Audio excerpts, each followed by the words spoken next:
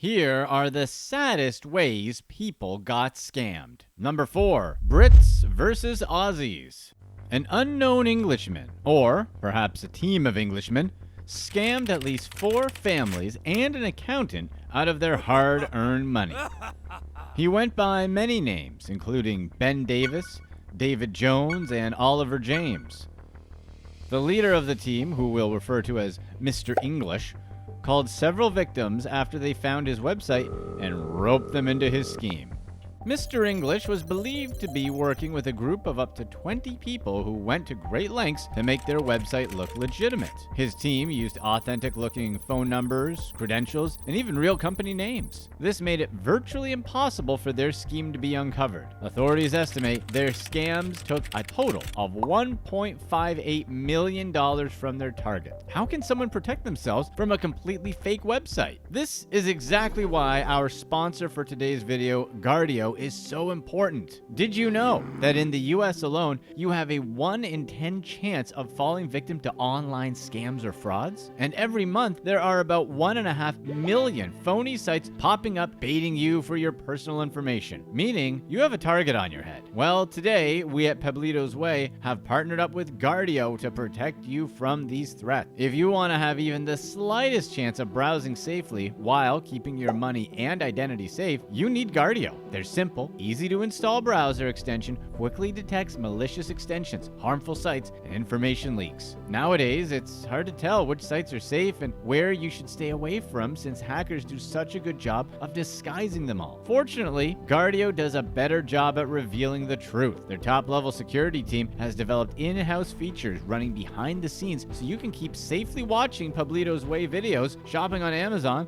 or DMing your friends. You'll even have the satisfaction of seeing in real time how many leaks and harmful sites are being blocked. Sign up today using the link below and you'll not only get 20% off, but they'll also hook you up with a free browser scan to see what threats are already on your browser and where your information has leaked. Additionally, you'll get the first 7 days free. So click on the link in the video description below to claim this offer. Let's get back to who could have used Guardio to protect themselves. A man named Andy from Melbourne, Australia, felt confident when he saw his $150,000 investment show up in his account on the fraudulent website. A few weeks passed, and he wired another $550,000 to the website to purchase Swedish treasury bills. He recommended the website to his sister, whose bank flagged it as a scam before she could send any money. Even then, Andy was still convinced the site was legitimate until his dividends took a little too long to appear in his bank account. When he called his bank, they said it was too late to do anything. His money was gone. Corey and Jody Bridges, a married couple who worked hard for 15 years to build a nest egg for their children, lost $500,000 to the scammers. After doing their due diligence and checking the company's background, the pair was convinced it was legit and made 4 payments of $250,000. 2 were returned, 2 were not. Miss Bridges called the scam gut-wrenching, and she will never forgive herself for the money she lost. An accountant lost $160,000, claiming he asked the scammers technical questions and liked their responses. He also felt confident when the scammers informed him they would be closed on a federal holiday. After losing his money, he said he was embarrassed and the scam made him sick. This wasn't Mr. English's first jog around the block. In 2020, an elderly couple lost their $200,000 savings to a similar scam based around a fraudulent Barclays Bank website.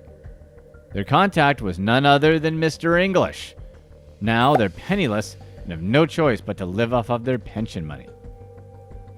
To prevent something like this from happening to you, here are a few investment red flags to look out for. 1. A supposed financial advisor promises low risks and high returns. 2. Someone you don't know contacts you out of the blue to give you unsolicited investment advice. 3. A person pressures you, calling you repeatedly and telling you you'll miss out if you don't invest soon. Number 4, the person or website claims to be endorsed by celebrities. This is usually false, as most celebrities don't share their investments with the public. 5. You are asked to deposit funds into different accounts for each transaction. They may say it's for security reasons or because they're an international company. The truth is, they're probably scammers. Australians have already lost $158 million to scams just halfway through 2022. $80 million of that was lost to scams involving mobile app. If you suspect a possible scam, contact your bank immediately. Don't confront the scammers or give any indication you're onto them. Number 3. Desperately lonely.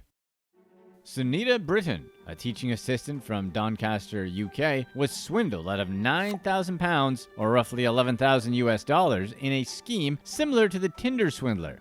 Sunita lost her job and her entire life savings because of a man named Michael Anderson. Whether that's his real name or not remains a mystery. A mother of 2, Sunita was going through a divorce when she met Michael, officially ending what she saw as a loveless marriage. She was desperate to feel wanted again and thought he could solve that. 2 met on Facebook dating in January of 2022. Michael claimed to be the owner of a multi-million-pound global engineering company and a cryptocurrency analyst with many offshore accounts. The 2 quickly left Facebook, opting to talk on WhatsApp instead. In the beginning, Anderson sent Sunita several pictures of himself, all which looked heavily filtered. Some didn't even look like him. One of the biggest red flags, Sunita admitted, was the fact that Michael never agreed to talk on FaceTime, claiming he was camera shy. The one time Sunita made an attempt, she saw a blurry side profile of a man who looked twice Michael's age. Everything else about Michael seemed too good to be true. He told Sunita he was adopted as a child just like her, and they shared the same birthday. Michael was always the one to initiate what Sunita called heavy conversations, telling her everything she wanted to hear and constructing a personal fairy tale. But this fairy tale didn't have a happy ending.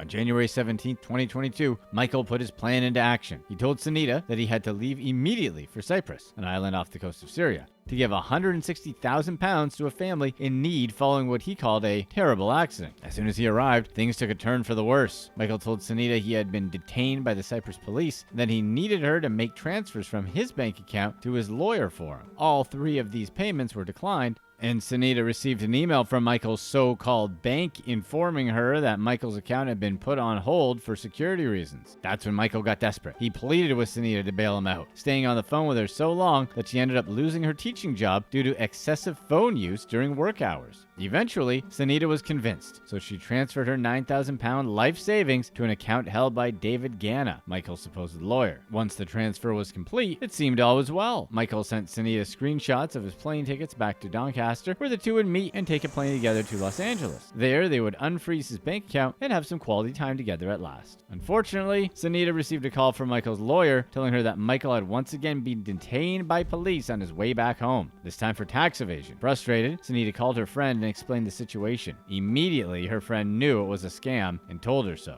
When Sunita realized her friend was right, she called her bank and told them to freeze her account. That should have been the end of it. But Michael began calling her from different phone numbers, yelling at her to unfreeze her bank account and threatening to find out where she lived. On February 1st, 2022, Sunita saw a suspicious-looking van outside her house, called the police. Sunita still resides in her home, hoping her tale of losing her job and life savings and possibly putting her kids in danger prevents the same thing from happening to anyone else. Number 2. The Royal Scam.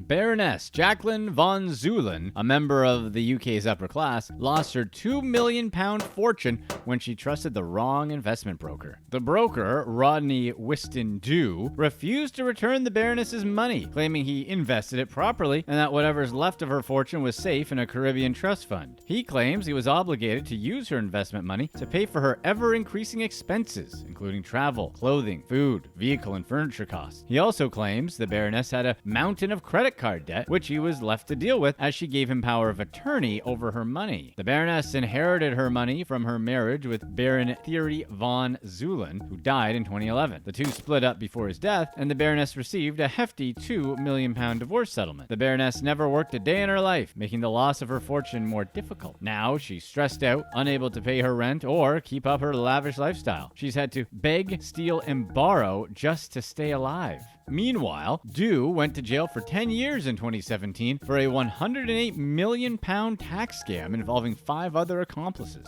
The men promised tax breaks to 730 wealthy people, promising to invest their money in environmental causes in Brazil and China. As it turned out, they were peddling money between their own offshore accounts and businesses to secure their own tax breaks. While Winston Du wasn't the leader of this group, he played a vital role in setting up the offshore business and roping clients into the scam. Winston Du declined to attend his trial in person, citing depression and anxiety as reasons. While sitting in his cell, he tried declaring bankruptcy to avoid the case. When that didn't work, he attempted to get the case thrown out, saying that UK courts have no jurisdiction over the island of Nevis, where he invested the Baroness's money. He claims returning the trust fund money to the Baroness would be a breach of trust and violate Nevis's laws. The judge threw out this line of reasoning, saying that he violated the UK's Financial Conduct Authority rules and, therefore, the case could be heard on British soil, a major win for the Baroness. We'll have to see how the future unravels and if the Baroness ever gets her money back. We all know she's not going back to work.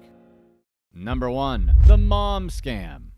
A son kidnapped by mysterious men, a £10,000 ransom, and a threat to take off one finger every 15 minutes until they got the money. His worried mother called the cops to tell them what happened, but everything wasn't as it seemed. Rainer Earnshaw sent his mom several frantic texts 4:55 to 10:55 a.m. one Tuesday morning. He sent his mom pictures of himself with 2 knife wounds on his chest. Every few minutes he texted her saying he would die if she didn't send the ransom money. Then he'd criticize her for not sending it, saying his blood was on her hand. When his mom called the police, she was in for a big surprise. After hours of searching, they were finally able to track down Rainer. Except he didn't have wounds and wasn't missing any fingers. He was sitting in a cafe, calmly sipping a cup of tea. Turns out, Rainer made the whole thing up as a way to con his mother out of £10,000. The police arrested Rainer and 3 others who they believed aided his conspiracy. He was charged with giving false information resulting in a police investigation, using a carriage service to menace and stalking. While his friends were let free, he was denied bail.